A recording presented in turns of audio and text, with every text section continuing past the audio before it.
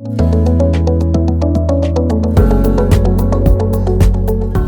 everyone, thank you for joining me today for another installment of our Valimail Authenticated Answers interview. Today we're joined by Karl Mattson, the CISO at Endor Labs. So let's dive in and learn a little bit more about him and his background. Karl Mattson. I'm the CISO for Endor Labs. This is my fourth CISO role.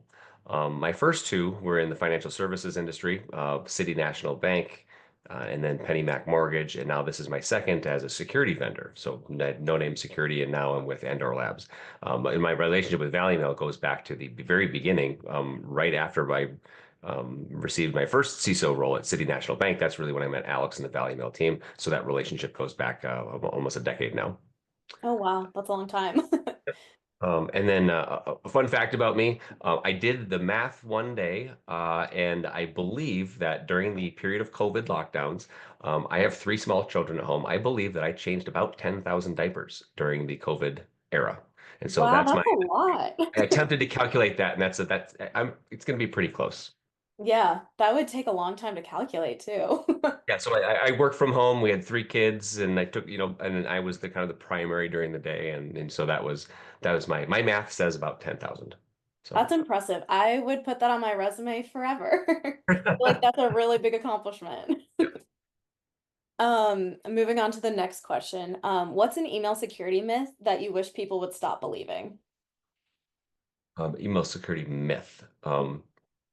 I think the myth is that there is a high rate of success in sort of managing DMARC on your own. Every time I sort of come to a new company or every time I talk with people about this, there's a do-it-yourself mentality, and that's honorable. But in this particular area of security, which is like managing SPF and DKIM records, it is actually very rarely like achieving a high degree of success. And so I think the myth is that this is a do-it-yourself success problem or a success recipe. Hmm. Have you found that multiple people, like, they'll always try and start it on their own and then run into roadblocks down the road? Yeah, and I think that what will now I'm at my second startup, so like in the startup frame of reference, maybe it is manageable when you're a tiny company with like 20 employees, and of course you can do it yourself, but you get complicated quickly when you start adding a marketing stack of technologies, a sales stack of technologies, a larger employee base. So it quickly becomes unmanageable in a DIY model, and so at some point it's hard to um, maybe self-identify for people that now it's the time is to give this up. I can't do this anymore. It's too complicated, or it's a lot of work, and it's something that somebody else should do, as a service.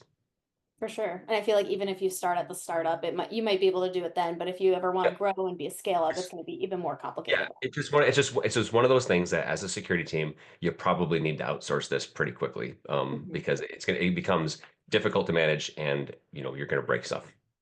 Yeah, for sure. And then the next question, what is the smallest hill that you're willing to die on? This can be personal or professional, whichever you feel. Oh yeah, so I have a very small hill that I commit to, and that is on LinkedIn. When I see one vendor talking trash about another, the trash talker to me is forever. I will never ever do business with that company ever again. I won't even talk to them. To me, that's a death sentence. So I work for a security vendor, and so I'm very conscious about how companies talk about their competition. So bad mouthing a competitor, automatic death sentence. For So. sure. I feel like that's a small and a big hill at the same time. Yeah. So Yeah. yeah, I'm so sensitive to that because I go out of my way, I think, to be a gentleman to my competitors. That's just I think that's the right thing to do. Yeah, for sure. And then how did you get started in IT and security, and what do you kind of love about it? What keeps you coming back to the Sure. job? My entry to IT was entirely accidental. I was an analyst in the military, a non-technical role, and I received my assignment to South Korea. So I landed in South Korea as a military assignment, and when I got there, it turned out that the NCO in charge of a data center was leaving country at the same time. So I was basically assigned a data center to manage and to care and feed for. Give me the keys, and there you go. And so overnight, I was assigned the role of managing this IT organization. So I spent the next 2 years learning just the basics of IT, of server technologies, network technologies, all the things that I needed to do to be a useful, leader to the extent I could be. So it was just a military assignment. They told me to do it, and I had to learn it. That was it. So. Wow, that's a crazy journey. What did you love about the job that kept you coming back? Since you said that was act like you accidentally ended up in that, how did you decide to keep a career in this industry? Um, I, I I think being thrown into a leadership role of a relatively sophisticated technology footprint Hmm. forced me to learn things very quickly. For example, if it was something related to encryption in a network, I did not have time to go to school. I had to literally either I'd find somebody to teach me on the spot, or I had to, go to the library and get a book, or Google search something, and I had to self-teach in the moment very quickly. And so I think that what that did is it forced me to be resourceful and to be a self-learner. And those are just habits that serve you well. Yeah, that's a crazy journey. Like starting in South Korea and then ending up where you are now is such a wild journey, but that's really cool. If you could instantly fix one major security flaw in the email ecosystem, what would it be? Fixing one flaw. Hmm. I think the the original sin of email, if you will, is that there are email service providers who are not where multi-factor authentication is not mandatory still today. That just seems outlandish and irresponsible.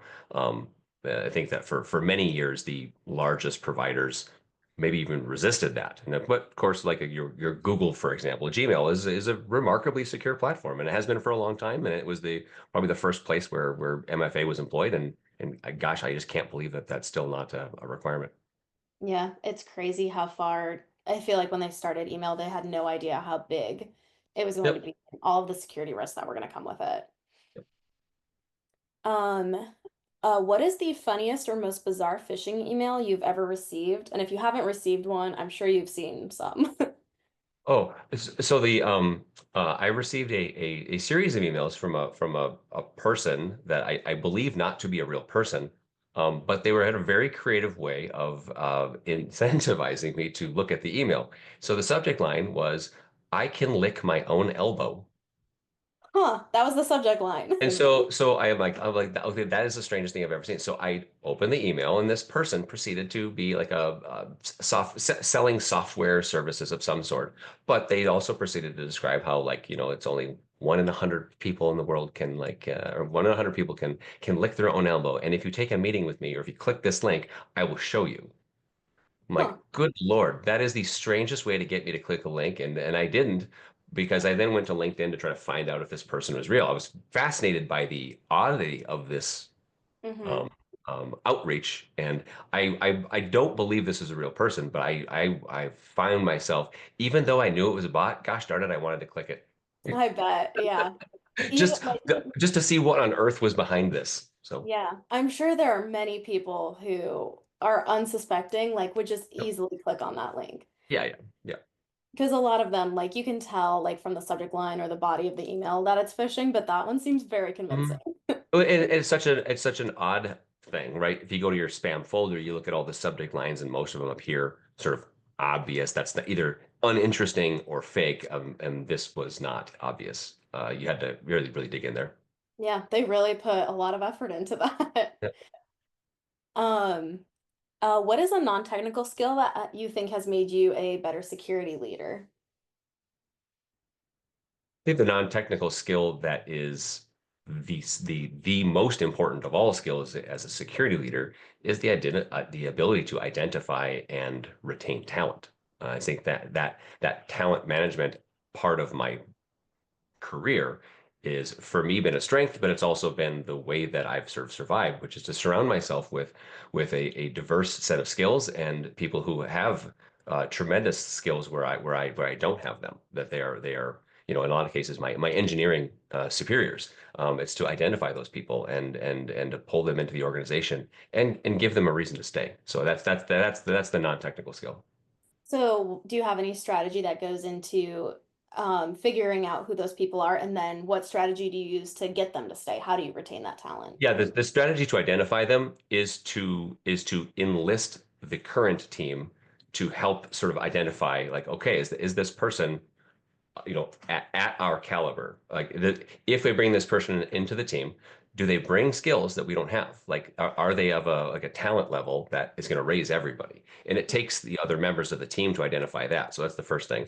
And then to keep them there, I think the key really is to not let the organization to be defined by the organizational chart. I think it is important to give talented people a little bit of autonomy to design the boundaries of their role to the extent you can, and giving them some latitude and say like, okay, like you bring these skills to the table. Let's design this job around the things that the things that you are good at and the things that make you want to stay here. And like, so for example, that might mean taking a SOC analyst who's exceptional and giving that SOC analyst a couple of engineering projects because they're capable. Expand the role beyond the org chart, and that's what people giving them some challenge and giving them a stake in things outside of a narrow band. That's super important for retention. Yeah, I love that. You're also empowering them to kind of step into like a more like leadership role and like taking on Yep, different challenges. I feel like I would want to stay if that was happening to me as for well. sure, for sure. Yeah. And then the other part too is I think during the course of a relationship with an employee, it's important to have the discussion about whether that particular company or role is the best place for that person.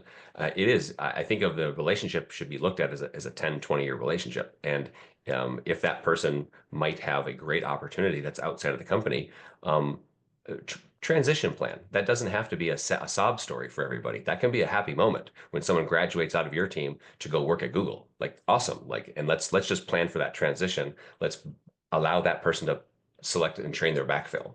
That's healthy for an organization if you can have that dialogue where people aren't scared of talking about like, hey, what I really want to do is I really want to go work at this federal agency. Like awesome. Like let's prepare for that. Yeah, I completely agree with you. Last question. How would you explain DMARC to your grandparents, friends, or relatives, someone who doesn't really know what it is, or they ask you, what do you do for work? Oh yeah. Yeah, to grandparents and relatives, I would describe DMARC as I would compare it to username and password that they use on a website. Even my grandparents know that there's a username and there's a password.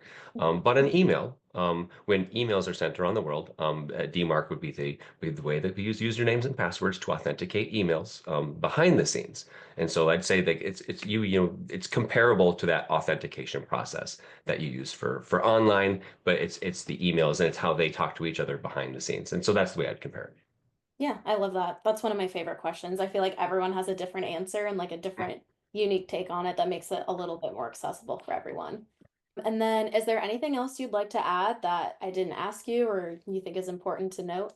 I mean, I would just go back to the idea that DMARC management is an area that can very quickly and easily and efficiently be managed by a third party. And this is a skill set and it's a security that every team in this is something that's perfectly well suited for companies to find a service provider, Valimail, who can handle it with a white glove to perfection every single time.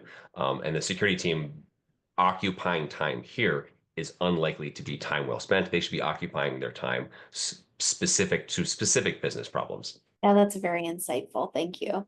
But that wraps up our interview for today. Thank you for taking the time to join us. For those watching, stay tuned for future interviews.